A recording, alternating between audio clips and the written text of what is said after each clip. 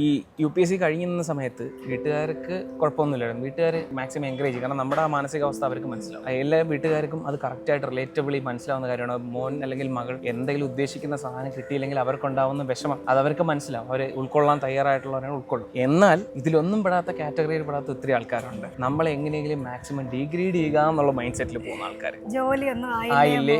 അതെ അതെ അതെ. ഞാൻ സത്യം പറഞ്ഞ വീട്ടിൽ നിന്ന് പുറത്ത് പോകുമ്പോൾ പോലും ഞാൻ ഹെൽമെറ്റും വെച്ച് ഒരൊറ്റ പോക്കാൻ പോകും. നിർത്തത്തില്ല. തടയും കൈ കാണിച്ച് നിർത്തിയാലും മുഖത്ത് നോക്കാൻ പാടില്ല. കല്യാണത്തിനോ മരണത്തിനോ ഒന്നിനും പോകത്തില്ല. നമുക്കൊരു പേടിയാണ്. നമ്മൾ ചെന്ന് കഴിഞ്ഞാൽ നമ്മുടെ ജോലിയൊന്നും ആയില്ലേ എന്ന് ചോദിക്കുന്നു. നമുക്ക് മറുപടിയില്ല. നമ്മൾ എന്ത് പറയാനാ, പഠിച്ചോണ്ടിരിക്കുന്നു. കുറെ നാളുകൊണ്ട് പഠിക്കുന്നല്ലോ എന്നൊരു ഇതായിരുന്നു. പക്ഷെ ഇപ്പം എനിക്ക് തോന്നുന്നു, എനിക്ക് ആ കാര്യത്തിൽ ഞാൻ അപമാനിക്കുന്നു. എനിക്ക് ആ ഒരു കഷ്ടകാലം എന്നൊരു ടൈം നമ്മൾ ഒരു പക്ഷേ ജീവിതത്തിലെ ഏറ്റവും ലോവസ്റ്റ് പോയിന്റ് ആയിരിക്കും. കാരണം ഇത് വേറൊന്നുമല്ല, ഇതിനും ലോ ആയിട്ട് ഇനി ഒന്നും പോകത്തില്ല. ഇനി നമ്മൾ പോകുന്നെങ്കിൽ ഉയർന്നു പോകും. ഇത് ഏതോ ഒരു സിനിമയിൽ പറഞ്ഞൊരു ഡയലോഗാണ്.